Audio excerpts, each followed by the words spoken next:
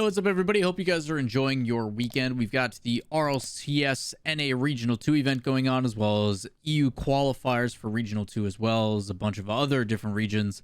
But with it being Sunday, we've got a Q&A video. So today, let's answer some of your questions. Get into it.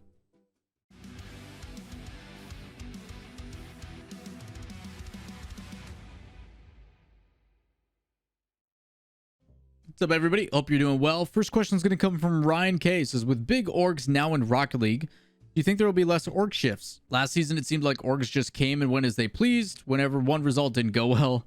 I know this happened mainly with smaller orgs, but I'd love your opinion on this. I don't know if we'll ever truly get away from a bunch of org kind of shifts just due to the fact that we are in open qualifiers. When you have the ability of an open circuit and for new teams to come and interact, a lot of these organizations are going to kind of flip-flop quite a bit.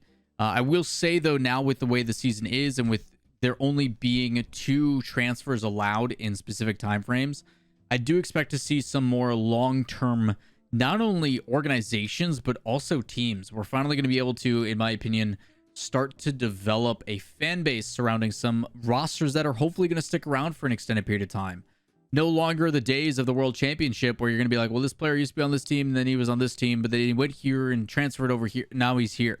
Hopefully that's no longer the case. Hopefully we get some long-term stuff where it's like, yes, JNAPS, Rizzo, and Chicago have been playing together for 3 years. Things like that would be nice. Whether that's going to be the change or not, I hope to see it, but primarily I do think orgs and otherwise are going to start to stick around. And with the way that RLCS is trending, hopefully we get some big name organizations that want to become staples. And although the rosters may change a little bit, hopefully the organizations and the namesake stays around for quite a while, because it's just so much easier as a fan when you're following the same player, same team over an extended period of time. It's just tough to get into Rocket League with all these different names kind of shuffling all over the place. But hopefully the people that stay at the top for a while, just for everybody's sake, because it is getting overly complicated. Next question comes from Kyru, who says, hey, LAWL, I love what you're doing these days. Here's a question for you. I'm 15 years old and absolutely love everything that has to do with esports, especially Rocket League. Really want to know how I can eventually look to gain a career in esports for my future. Not necessarily a player, but whether it be things such as management, broadcasting, etc. You got any tips? Don't wait until the future. Start now. There's literally no reason at the age of 15 that you can't get involved in some capacity. Just be careful who you associate and who you talk to. Obviously, parents' involvement is always important, but there's literally no reason why you can't get involved now. Whether you want to be a tournament organizer, a broadcaster, management, whatever it may be, there's nothing stopping you from doing it right now. There's nothing that is holding you back from getting a group of local friends together and trying it. You know, each different facet of esports. You can also try to talk to your school about possibly creating an esports program or club where you will host tournaments. Someone's got to organize those tournaments. Someone's got to make the brackets. Someone's got to determine what the rules are. Someone's got to determine what game you're playing. Someone's got to organize all that stuff and put it together. You also have to have the ability to have teams. Are you going to coach a team? Are you going to be a player? Are you going to... There's so many different things. Do you want your games to go on Twitch? Do you know the production side of things behind the scenes? Do you understand how all that stuff is done? There's so many different things and job opportunities in esports. And my recommendation is the sooner you start, the more experienced you're going to be when the big one comes knocking. And if you can separate yourself from everybody else by showcasing on a resume, hey, I've done all these things, I've organized these things on my own, I have experience, and I'm just looking to do it on a more professional level. By all means, man, the sooner you start, the better. And why not better way to do it at school, where the opportunity cost is more so getting experience as compared to hundreds of thousands of dollars that some of these production companies put in to their own tournaments. Not a bad idea. I wish we had a better esports club in mind, whether it be watch parties or otherwise, just people that were like-minded, that wanted and liked playing video games, is something that I wish I would have been more proactive about. But I was a nerd with curly hair who only wore band tees and cargo shorts, and talking to people and being proactive was not really my thing. I wanted to get out of school as quickly as possible, but it's a great place to start because people have to be there. I just don't know the limitations right now with COVID and attending school and all that kind of stuff, if I'm being completely honest. I don't know if you guys are still doing everything online or not, or what it's like in your area, but it's a good place to start.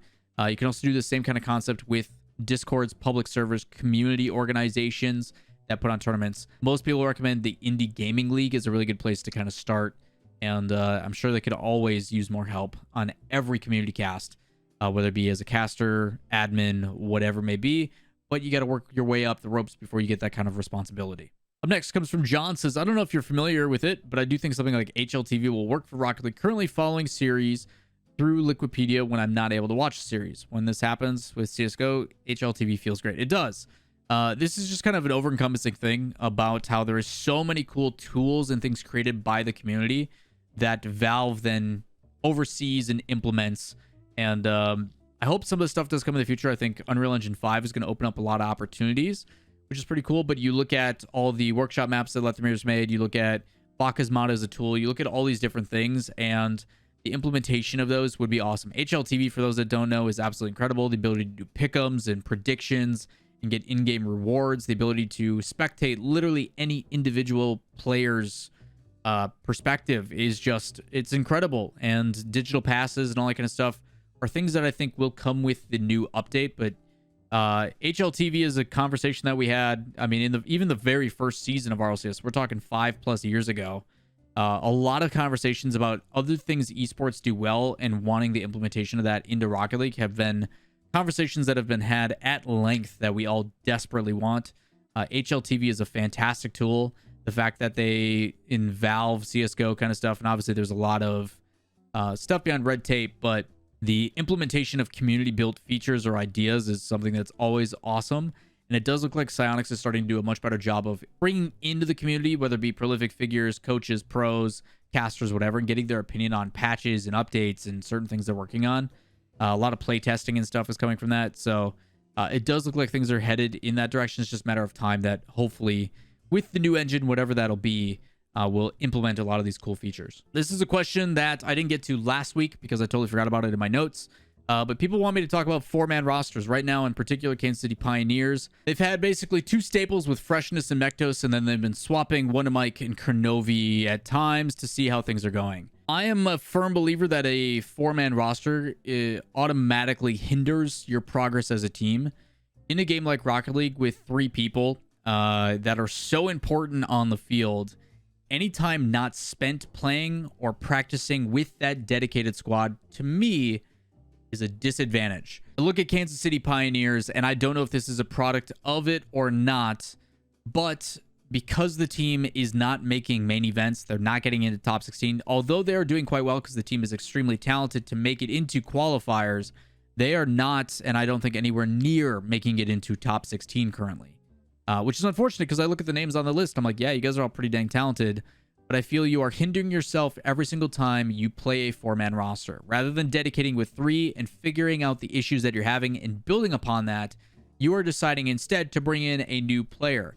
To me, it is a much better result of a team when you can work through your issues and your problems long-term, rather than being like, we'll just get a new player that'll automatically fix it. The difficulty is with you swapping that frequently, I don't think you can build synergy and chemistry and know each other's tendencies and nuances that unspoken communication can come across. It is beneficial to stay together, in my opinion, as a team. And because Rocket League is so important, having all 3 players in the game doing literally everything and interchangeably, every time you bring in a new player, it kind of hurts that. So I'm a firm believer that a 4-man roster is not a good idea. With how good teams are getting, how mechanical everybody is, mentality and synergy and chemistry and stuff is so important, more than it's ever been. And every time you change that or you bring in a different vibe, although it may help as a mental reset, I think you are hindering your team as a whole. So although it's a cool concept and we've seen it in the past, back in the day, like season 1 with Retrospect, where they had a 5-man roster, I really don't agree with it. Last but not least comes from Aiden. Lawler, do you think your massive amount of time casting and watching Pro RL is how you achieved and maintained GC without trying? I've been trying to get there forever, but I don't really watch that much gameplay, and I was wondering if it would give me a significant boost. I don't know if it's the direct correlation to watching games or not. Luckily for me, I've been able to play this game at a pretty solid level. Even at the very beginning, it was a game that I grasped and picked up and just kind of got it. And put in way too many hours at the beginning, and at a certain point was, in the top 100 leaderboards for 1v1 in, preseason season 1. and then eventually and very quickly transitioned into a 3v3 team and playing in ESL at a top 12, top 16 level, and then went into, casting and found a passion for casting. And for those that don't know my background, the team that I played on, one of our players went into the military and got deployed, so we didn't look for a new player, and I committed to casting. I also don't think I would have been able to keep up with the pros either way. My game is not based on mechanics, so I've always had a pretty firm understanding of the game and the way it should be played, and I think that in itself is what allows me to very easily drop into a game and get GC level. I think right now the ranking system is Supersonic Legend or bust. Everybody below that sucks in a relative sense. Obviously, it is subjective based upon my own experiences and what I think is good or not. And with them reducing the requirement to get into GC to like 1415, 1435 MMR or whatever it is, GC is easier to get than it ever has been. And that's because of the free-to-play update and the influx of players and the bump up and all that kind of stuff. So I do not think GC is anything special, but it is kind of that barrier of entry, and that's not to diminish anybody's efforts. And it could possibly be because I do watch Rocket League so much that I have a good understanding of what is ideal. But at the same time, Rocket League is a mixture of both. Not only do you have to put yourself in a good position and make the right decisions, you still need the mechanics to do that as well. My recommendation for you is, stop by the stream. Come over twitch.tv/Lawler. I don't play gameplay that much, but if we are watching a lot, we did VOD review of the grand finals between Endpoint and BDS recently, and a lot of people in chat were like, wow, listening and talking about this is making me better. I have a better understanding of the game. I'm much more appreciative of the things that I'm doing because I am making the right decision, I feel, and it's making me improve and increase. I also do replay analysis every once in a while. I haven't done it in a while just because we've been busy, but watching and kind of understanding the game on a fundamental level, it could be that you're just doing something over and over again that is a bad habit, and sometimes taking a break is beneficial. But if you don't know that stuff, it's really difficult. It's why people look into coaching and everything else. But it may just be that you need more hours. That's kind of the first part I look is there are some people with like 100, 200 hours and are like, I'm not GC yet. What the heck? And it's like, well, this is a game that doesn't translate from any other game you've ever played before. You got to grind this game and develop the mechanics because it's not going to transfer over like FPS to FPS. So sometimes you just got to put in the time, but I don't know your specific situation, so I can't give you the exact answer. But to answer your question in a more direct way, do I think me watching and casting has helped? Probably. I'm sure me having an understanding of the game at a high level helps. But at the end of the day, even though I understand the game at a high level, I still have to be able to put in the mechanics to take advantage of the position I've put myself in. So I think it's a mixture of both, and I don't think it's hurt, but I also think GC is easier to get than it's ever been. So take that with what you will. That's going to wrap it up for today's video of your Q&A. If you guys would like your questions answered next week, feel free to leave questions on any of the videos. I do go back and try to read as many as I can, but the easiest way to see them and the way to see them first is down in the comments below on this video. If you guys do have any additional questions and stuff, otherwise, feel free to let me know. Otherwise, I will see you in the next video and hope you guys have a great, happy Halloween. Peace.